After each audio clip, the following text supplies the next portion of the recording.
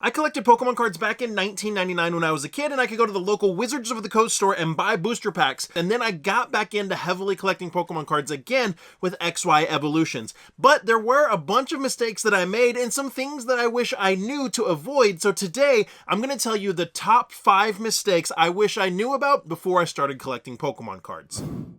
What's going on, everybody? Welcome back. You're watching the channel Dr. Applesauce 2. My name's Will. It's another beautiful day here in Texas. I hope you guys know that I love you, God loves you, and that there is an awesome plan for your life. Today, we're going to talk about the top 5 mistakes that I wish I knew about before I started really seriously, heavily collecting Pokemon cards again back with Evolutions. There's a lot of fun to be had in the Pokemon card collecting hobby, and there are a lot of pitfalls that you can fall into and a lot of ways that you can burn yourself out or ruin your experience in the hobby. We're not even talking about scammers. We're just talking about a lot of different things that you should be able to avoid that can really help. Guys, drop me a comment down below. Let me know something you wish you knew before you started collecting Pokemon cards. And if you enjoy my content, please give the video a thumbs up, comment down below, subscribe, and watch the videos all the way through. When you do those things, it helps the channel so much, and it's absolutely free for you to do. Alrighty guys, so we're just going to jump into it with the first mistake, and that's going to be not knowing what you want to collect and not having goals. It is so important to know what you want to collect and have goals and processes, and there's a lot that really goes to this.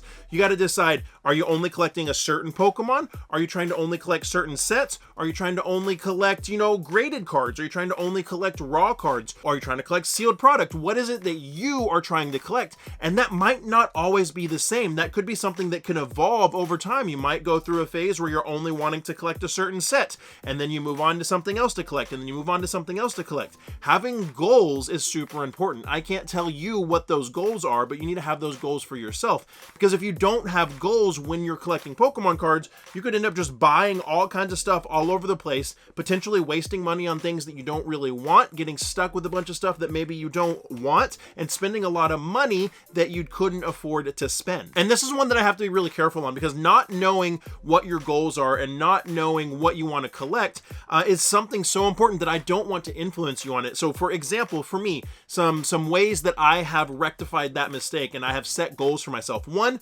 I am currently collecting the Legendary Collection reverse hollow firework cards. I would like to have a whole set. I know that's going to take a long time, and so I'm slowly doing that. That is a goal that I have. When a new set comes out, I have set myself a limitation of I only allow myself to open up maximum of 100 packs for myself personally before I stop buying packs to open. If I reach that point and there's cards that I still haven't hit that I really want, I'll either save or I'll sell some other cards or do some trades to get those singles that I want.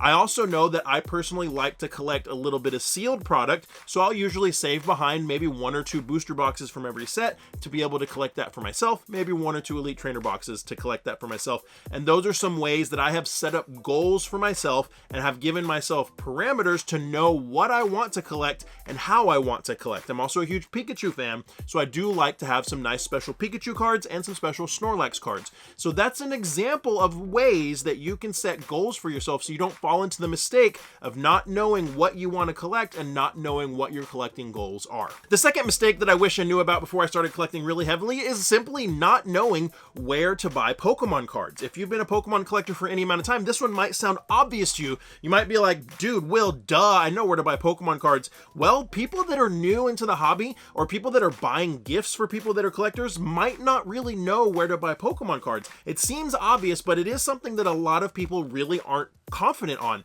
and so not knowing where to buy them is a big issue. Now, a couple places that you can always trust, you can always go to like Walmart and Target to look in store. Again, I emphasize in store to buy yourself some Pokemon cards. Barnes & Noble sells Pokemon cards. Best Buy, surprisingly, has been a place where I have been finding a lot of Pokemon cards lately.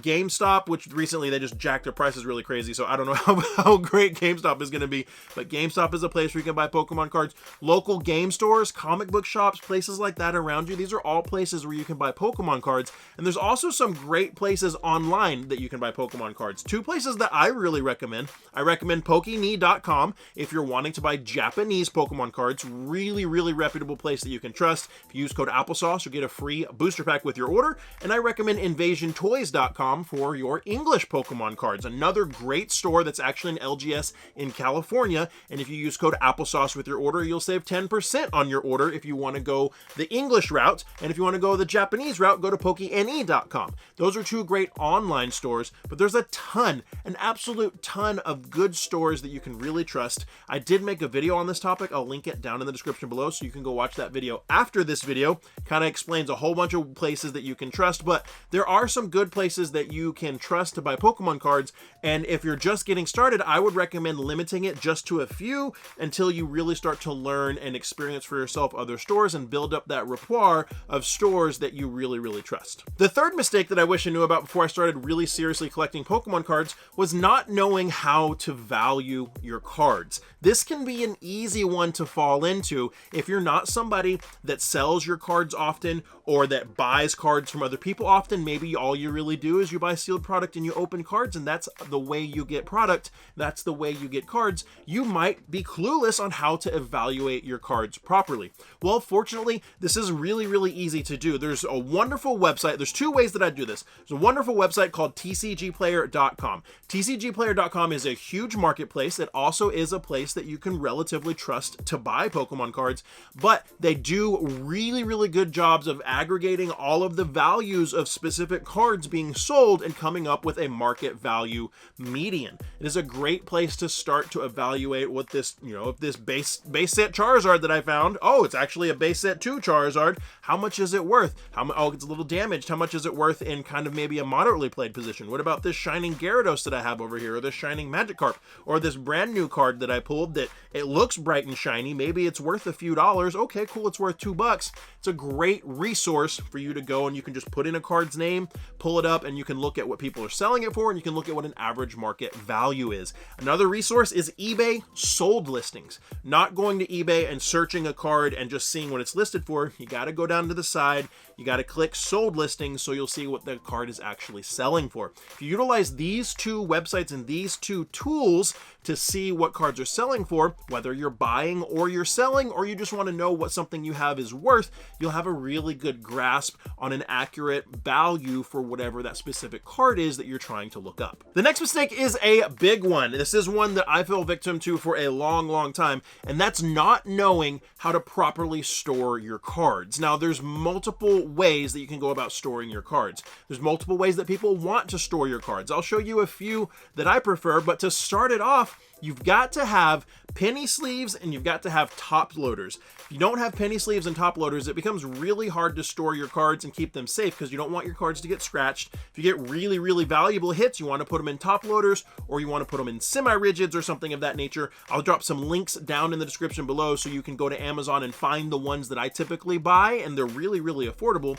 But starting off with penny sleeves and top loaders, so when you get a nice hit, you can sleeve it up, you can top load it if you need to, and then it's protected so that you can go about storing it however you want to store it next. The next thing is using binders. Good binders, not 3-ring binders. I do not recommend 3-ring binders. I recommend good binders. This is a Vault X binder that I really, really like. Actually, I had this sitting right here. This is actually my Magic binder, okay? I do play Magic the Gathering, so you're going to see Magic cards in here. But I like this a lot because it has double-sided sleeves. It's side loading. It's got black on the back, and it doesn't have rings. It's got this nice stitched seam right here. So when I close it and when I zip it up, all of my cards are going to stay nice and safe. You can use it for Magic, you can use it for Pokemon, you can use it for whatever. This was just sitting right there because I was deck building the other day.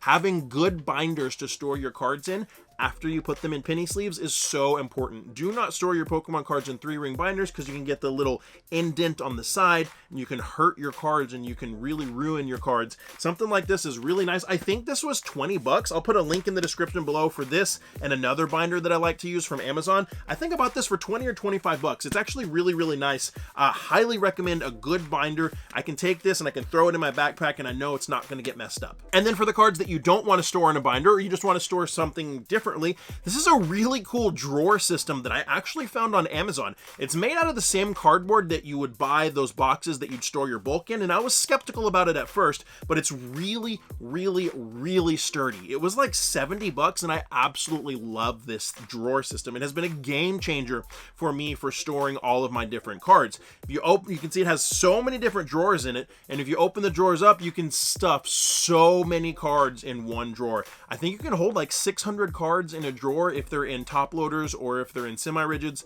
I absolutely love this drawer system. You can store so many cards in here. I will put a link down in the description below for you. I have no idea if they're still in stock, but I bought it from Amazon and it is well worth the money. It's really, really strong. I actually have a lot of stuff stacked on top of it, and you can actually store graded cards in here too. The drawers will hold a good amount of graded cards, which was surprising to me. I really was appreciative of that because I have some raw cards. I have a little bit of bulk that I want to sift through when I'm making decks. I have my nicer cards that are in top loaders and semi-rigids, and I have some of my bulk in there. So I love this drawer system. I looked everywhere up and down for something like this and finally found this, and it is absolutely great. And once it's full, I can just buy another one and stack it right on top. And the fifth mistake that I wish I knew before I started collecting Pokemon seriously is the fact that not everything has to be graded. I did make some mistakes where I graded a ton of cards just because I thought they were pretty, and while I didn't hurt the value of those cards, it was kind of pointless to grade them. I wasted money grading them. It didn't really increase the value in any way, shape, or form because maybe they weren't perfectly mint, or maybe they weren't really, worth grading. And so this is something that's really important. A lot of people ask me, hey, I got this card, should I grade it? Do you think it's worth me grading? And worth is subjective, okay? If you're trying to sell the card, worth would be if it's in really good condition and if it's an expensive card. If you want it for you personally, worth would be because it means something to you and you want to protect it forever and ever. Maybe you don't really care about the grade on that specific card. A few cards that probably wouldn't be worth grading unless they were just important to you for some reason. Examples would be this Japanese energy right here. It is a really cool energy. It doesn't look bad at all, right? It's kind of cool, but I mean, it's just an energy. You wouldn't want to grade this unless it was something special to you. It is an E-series energy, which I think is pretty sweet. Or this Japanese BGS, gosh, I can't even remember. What is this Pokemon's name? Hakamo? Why would you grade this unless this is just a special card to you? Now, some things that you might want to grade if you pulled that were because they're expensive or maybe because they're special to you. These are two that I graded because I pulled them and they were special to me. I graded my secret rare Snorlax from Chilling Reign and got a 10. And I also graded my secret rare alternate art Giratina and got a 10 as well. Now, I graded these specifically because I pulled them and they were special to me in that regard. I didn't really care what grade I got on them, but I ended up getting 10s. But I graded those because I wanted them for my collection. I have no plans on selling them. So not everything has to be graded. You got to decide why you're wanting to grade cards. If you're wanting to grade cards for financial gain, you need to be really strict and only send the best cards that have the best condition and maybe have a little bit of value to them, not just sending out a whole ton of cards to grade. But if you're wanting to grade a card because it's special to you and because it was a nice hit that you had and you want to keep that card special and graded and safe forever and ever and ever, then that is another great reason to grade a card. But not everything has to be graded. Your cards can stay raw. You can put them in binders. You can put them in drawers. You can do a lot of different things with them to display them without them being graded. So those are the top 5 mistakes I wish I knew about before I started seriously collecting Pokemon cards. Anything that I mentioned, I'll have links down in the description below for some of those cool different organization products that I use. You can go check those out. If you click the links, it is an Amazon affiliate link, so it'll give the channel a little bit of a kickback and it'll just be a nice little way to support the channel. But what do you think? Drop me a comment down below. Do you have a mistake that you wish you knew before you started collecting Pokemon cards? And if you're a huge Pokemon fan like I am, check that video out right there. I think it'll be helpful to you. And like I always say, find somebody to love and serve today and be the change you want to see in the world. See you next time.